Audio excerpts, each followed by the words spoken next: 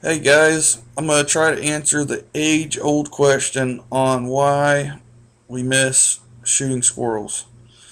And you even got a scope on your rifle, and it's 22 rifle, probably one of the best rounds you can use for squirrel hunting. It's a really flat shooting round, but you still seem to miss.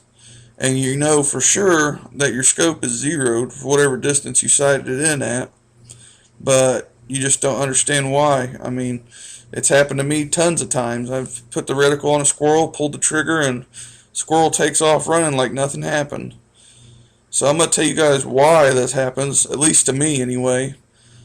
So, first off, what yardage did you sight your scope at or zeroed in?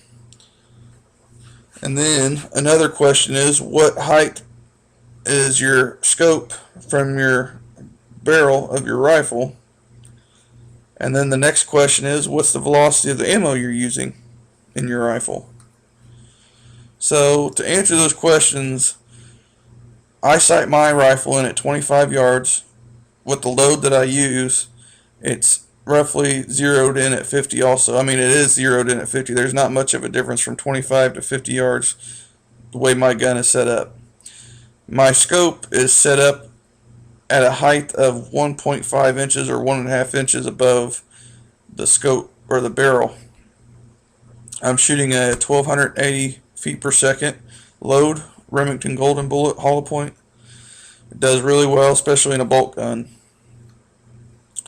Now that I have my answers of those questions, I want to show you guys why that we still miss.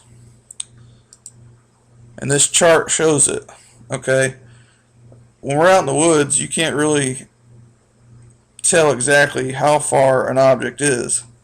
So if we underestimate the object that we're shooting at, especially a squirrel, let's say for instance we sighted our gun at 25 yards, but the squirrel is basically standing right in front of us on a tree limb, and we think if we put our crosshairs right on its head that it's going to, hit it. Well, this is the problem that I've been running into. My scope sighted in at 25 yards, but since all the leaves are on the trees still, I underestimate that, that squirrel could have been at 10, maybe 15 yards, and I've even had him walk right up to me within 5 yards, and I've still missed. So it's nothing to get upset about, but it is kind of frustrating when your gun is sighted in. I mean, you've taken it out and shot it many times, and it's putting bullet through bullet hole in the target. But anyway, like I said, this is going to show why you miss, basically. And like I said, that the 22 round is a flat shooting round. Well, it is a flat shooting round in between 25 and 50 yards. Once that bullet leaves the muzzle, it climbs up to where it meets the reticle or point of impact. The reticle meets the point of impact of that bullet. Now, the reason why I'm saying that is, as soon as your bullet leaves the muzzle, it just keeps climbing and climbing and climbing until it hits the height of the scope, because your scope is just a straight line all the way out. Whatever height your scope is, it's just a straight line, and then once that bullet curves and meets that line of linear, it matches up the scope with the bullet hole, and that's how you get your zero. So that means you take 5 yards, follow the chart, that's a half inch. So go up here to your 1.5 inches of your scope height. You take that 1.5 inches minus the half inch, that leaves 1 inch. So you'd have to go up 1 inch on your target. Move your reticle up 1 inch to where you want your bullet to go, and your bullet should hit it right on target as long as you're 1 inch high at 5 yards. Same goes for 10 yards. Look at the chart here. It's 0.75 inches or 3/4 of an inch. Take 1.5, which is your scope height, minus the 0.75, that's another 3/4 of an inch. So you raise your reticle again on the target 3/4 of an inch where your bullet's going.